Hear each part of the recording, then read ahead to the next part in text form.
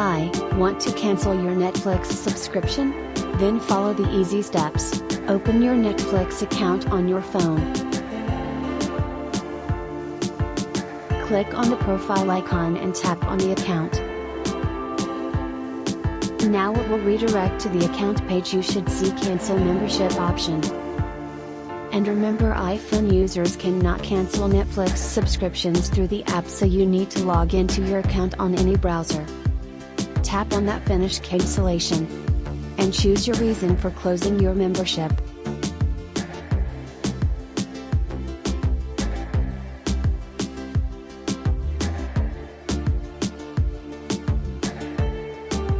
And to finish this procedure, tap on Done.